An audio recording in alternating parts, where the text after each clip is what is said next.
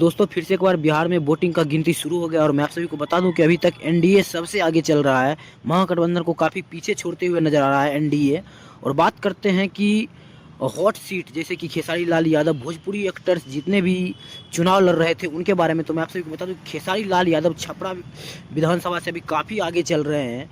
कोई टक्कर में नहीं अभी खेसारी लाल यादव के। यहीं पर बात करते हैं ज्योति सिंह के, जो कि पवन सिंह की पत्नी है। काराकाट से ज्योति सिंह काफ़ी पीछे चल रही है।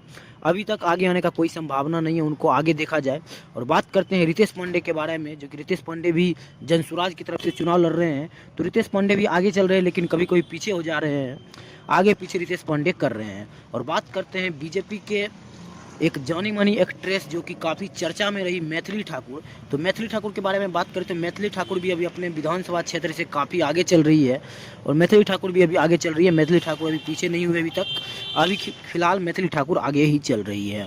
और अभी तक का तो सफ़र ये है कि एनडीए काफ़ी वोटों से आगे चल रही है महागठबंधन को पीछे छोड़ते हुए। लेकिन अभी तो सिर्फ शुरुआती दौर है, अभी कुछ भी कहना मुश्किल है।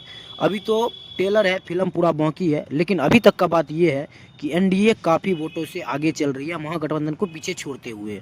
तो ये वीडियो आप लोग को कैसा लगा कमेंट बॉक्स में जरूर बताइएगा। और आप लोग जरूर बता दीजिएगा कि आज किसकी सरकार स्थापित होने जा रही है। वीडियो अच्छा लगा तो लाइक जरूर कर दीजिएगा, कमेंट जरूर कर दीजिएगा। मिलते किसी अगले वीडियो में, तब तक के लिए बाय।